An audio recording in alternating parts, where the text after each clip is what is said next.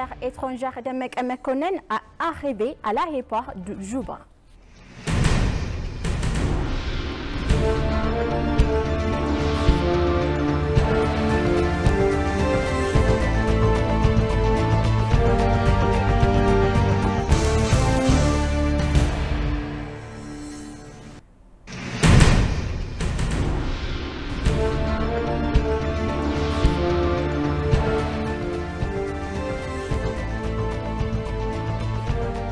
Bonjour chers téléspectateurs et bienvenue sur IBC, c'est notre journal du mercredi 1er novembre 2023. C'est moi Samrek Godado, merci d'être avec nous. Le Premier ministre Abiy Ahmed a reçu hier Ivan Vinton, ministre des Affaires étrangères du Venezuela. Le ministre des Affaires étrangères de Venezuela s'est également entretenu lundi avec le vice-premier ministre et ministre des Affaires étrangères de Mekonnen et a discuté des questions bilatérales et multilatérales d'intérêt commun. À cette occasion, de Mekonnen a félicité le Venezuela pour son soutien de principe et constant dans les forums multilatéraux. Le Venezuela souhaite travailler en étroite collaboration avec l'Éthiopie dans le domaine de l'agriculture, du tourisme, de l'énergie et de la santé. Le vice-premier ministre des Affaires Pinton a déclaré pour sa part que le Venezuela souhaite travailler en étroite collaboration dans le domaine de l'agriculture, du tourisme, de l'énergie et de la santé et a invité Ethiopian Airlines à commencer à des services de Venezuela. L'Éthiopie et le Venezuela ont également convenu de créer une commission ministérielle conjointe entre les deux pays, selon le ministre des Affaires étrangères.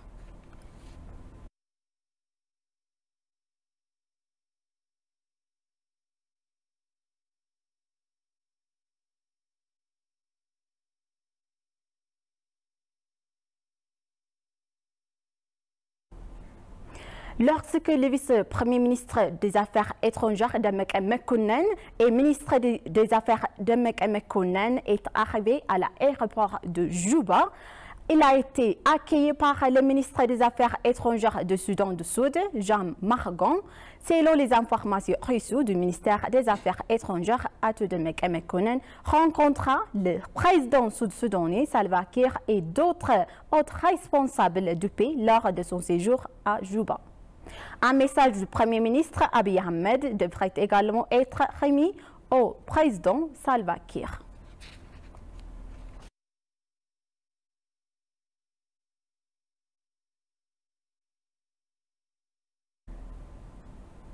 Le ministre d'État éthiopien des Affaires Mesqalou Ahaga et le ministre portugais des Affaires étrangères et de la coopération François André ont échangé leur point de vue sur des questions clés d'intérêt mutuel.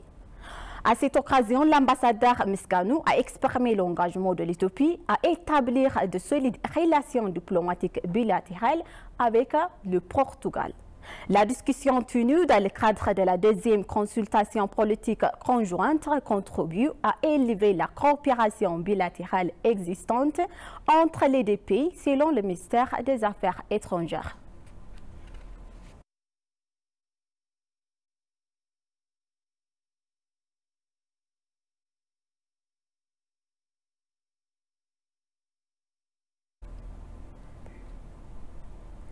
L'Éthiopie est devenue autosuffisante en blé pour la première fois de son histoire, a déclaré le président de la Banque africaine de développement à Kanu Adesina. Dans un discours qu'il a prononcé lors du dialogue international Norman Blanc Prix mondial de l'alimentation 2023 à l'Ottawa, États-Unis, le président a déclaré que la production de la blé de l'Éthiopie est passée de 1,4 million d'hectares en 2022 à 1,6 million de tonnes supplémentaires en 2023.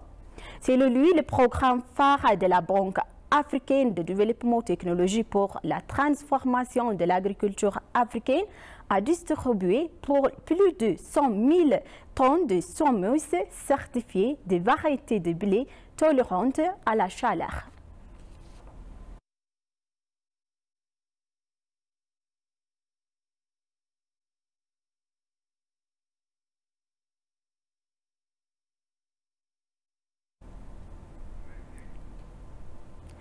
La maire d'Addis Ababa, Adanech Abebe, ainsi que les responsables de l'administration ont accueilli le maire de la ville de Chungcheong, Yong Dong-an, et sa délégation lors d'une grande cérémonie au bureau de la maire.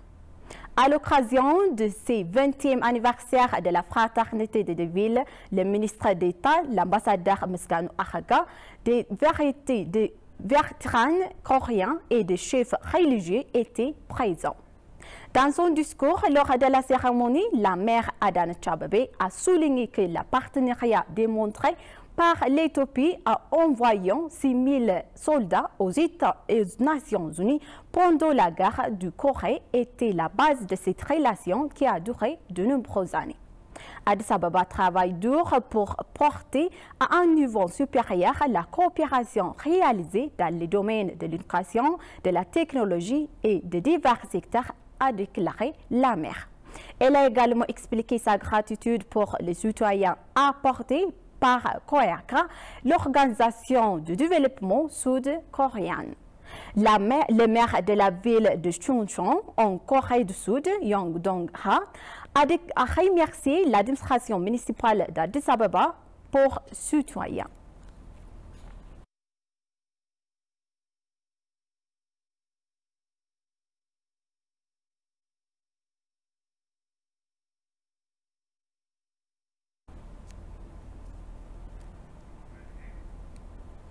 La conférence économique africaine 2023, organisée conjointement par la Banque africaine de développement, la Commission économique pour l'Afrique et le Programme des Nations unies pour le développement, se tiendra du 16 au 18 novembre dans un format hybride, le lieu physique étant le centre de conférence des Nations unies à Addis Ababa en Éthiopie.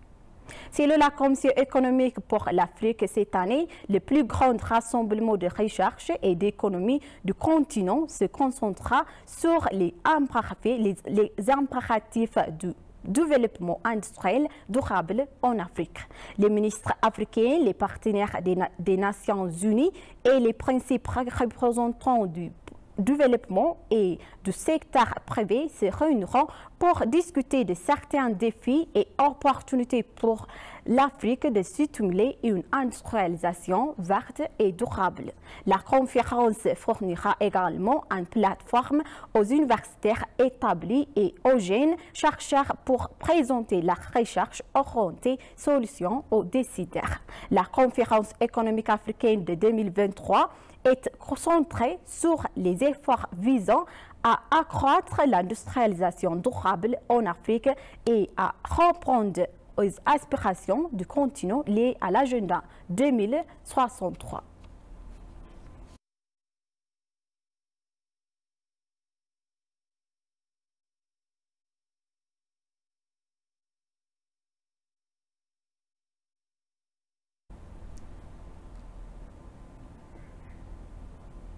L'Éthiopie participe à la conférence nationale pré-COP 28 sur le changement climatique à Abu Dhabi aux Émirats arabes unis.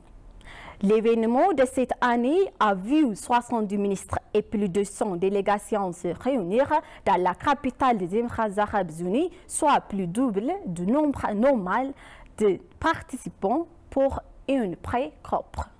Les participants à la réunion de 2 jours devraient délibérer sur l'accélération de la transition énergétique, tenir leurs anciennes promesses et définir le cadre d'un nouvel accord sur le financement climatique.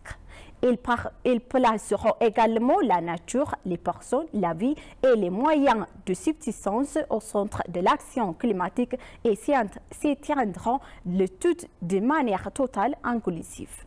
Les conférences des Nations Unies sur le changement climatique constituent la plus haute instance décisionnelle mondiale sur les questions climatiques et l'une des plus grandes réunions internationales au monde.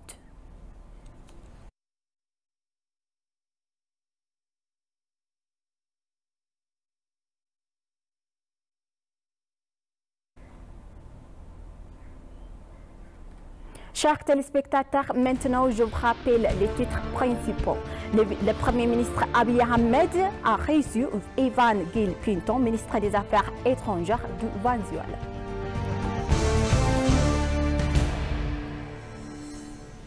Le vice-premier ministre et ministre des Affaires étrangères, Demek Mekonnen, est arrivé à l'aéroport de Juba.